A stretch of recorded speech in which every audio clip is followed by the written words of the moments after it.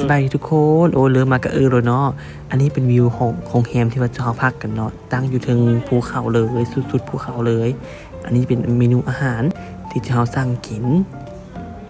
อันนี้เป็นอาหารเช้าเนาะมันมีหลากหลายแต่เราบริทายเนี่ยแต่ว่าเวลากระชั้นชิดว่าสิซะแบบนั่งกินข้าวไปนะเบิ่งวิวภูเขาไปนำสินะหลังจากนั้นพวกเราก็สาวดีเขาเนาะก็ถือกันนั่นเซลอันนั้นท็อป1เนาะขายหมวกให้หลังจากนั้นก็อากาศแบบหนาวประมาณมาบ่ทันได้เบิ่งแบบองศามันจะองศาใช่ทุกคนพอเรารูดมาเท่านั้นแหละโคตรหนาวเลยซื้อผ้าตูมซื้อหมวกอะไรทำไมไม่เบิดแดดออกแต่ว่าปา4 องศาทุกคนขากันแต่จนสั่นเห็นบ่หมวกขาวๆกับผ้าเขียวๆผ้าตัวนั้นอยู่บ้านนะปกติบ่มีแต่ได้ซื้อใหม่ทุกคนพออากาศมันหนาวมากเลยและเบิ่งตัวมามันยืนท่านั้นเลยบ่นิ่งเลยก็เลยงงว่าเขาจะโสดให้มันบ่นิ่งบ่วะอันนี้จะเป็นวิวธรรมชาติภูเขาปกติบ่แม่นพากันเป็นคนแบบเป็นสายแบบตั้งแคมป์เป็นบ่แม่นสายแต่ย่างป่าสินะแต่ลืมเบิ่งว่าช่างพิงโกนะมันต้องแบบเป็นการย่างป่าย่างขึ้นภูเขาทุกคนขาอีลากอีเหลือตายแล้วเมื่อวานนี้หาก็ไปอันนั้นมาไป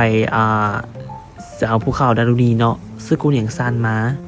แล้วมามื้อนี้เนาะนึกว่าอยู่อันนั้นบี้พิงโกเนาะที่แท้บ่แม่นที่แท้เป็นช่างพิงโกก็คือย่างยาวไปเลยตอนย่างไปก็มันคือบ่อันนั้นมันคือบ่ไกลไปเนาะพอย่างมาเท่านั้นแหละบ่ได้สิฮอดเนาะบ่ได้ก็เมื่อยสินะแสงแดดอยู่แต่ว่ามันยังมีความติดลมพัดหนาวๆมันน้อยนึงทุกคนเบิ่งแฟชั่นทุกคนหั่นนะผู้อื่นเขาแบบนุ่งสไตล์แบบอันนั้นย่างป่าแคมปิ้งสินะแล้วเบิ่งอยู่เฮานะคือแบบหลงยุคเลยผู้อื่นเขานุ่งแบบนั่นแหละสไตล์ย่างป่าของแท้แต่วิวนางงามให้ทุกคนว้าวภูเขาหอมแบบกินธรรมชาติหอมกินดินกินน้ำกินป่าไม้สินะทุกคนแบบวิวนี่นะแบบถ่ายมาในกล้องกางามอยู่แต่ตัวจริงโคตรงามแหงทุกคนเหมาะกับสายย่างป่าที่แท้ทรูเนาะจังหวะนี้ก็มันผสมผสานเนาะคนเบิ่งก็คือสิเบิ่งออกธรรมทายอย่างผู้บ่าวสาวดีอันนี้